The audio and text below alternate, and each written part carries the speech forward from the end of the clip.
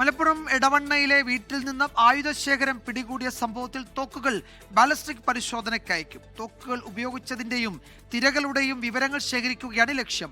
പ്രതി ഉണ്ണിക്കമ്മദിനെ പോലീസ് 2 ദിവസത്തെ കസ്റ്റഡിയിൽ വാങ്ങി.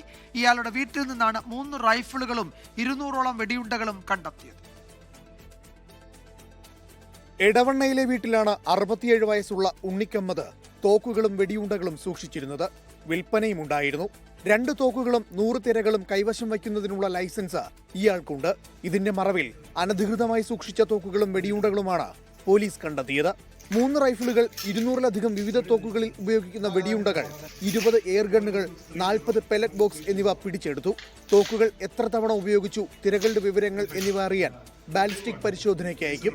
തിരുവനന്തപുരം ഫോറൻസിക് ലാബിലേക്കാണ് കോടതിയുടെ സാക്ഷ്യത്തോടെ ഇവ അയക്കുക. കോടതിയിൽ ഹാജരാക്കിയ പ്രതി ഉണ്ണിക്കമ്മദിനെ പോലീസ് കസ്റ്റഡിയിൽ വാങ്ങി. ഇയാൾ നിരവധി പേർക്ക് തോക്കുകൾ വിൽപ്പന നടത്തിയിട്ടുണ്ട്. തിരകളും തോക്കുകളും എവിടെ നിന്ന് ലഭിച്ചു എന്നതിൽ പോലീസ് ചോദ്യം ചെയ്യൽ തുടരുകയാണ്. എയർ ഗണ്ണുകൾ വിൽപ്പന നടത്തുവാനുള്ള അനുമതിക്കായി ജില്ലാ കളക്ടർക്ക് ഉണ്ണിക്കമ്മദ് അപേക്ഷ നൽകിയിട്ടുണ്ടെന്ന് പോലീസ് സ്ഥിരീകരിച്ചു. വീടിനോട് ചേർന്ന് ഒരു ഷോപ്പ് പോലെയാണ് എയർഗൺ വിൽപ്പന നടത്തിയതെന്നാണ് നിഗമനം.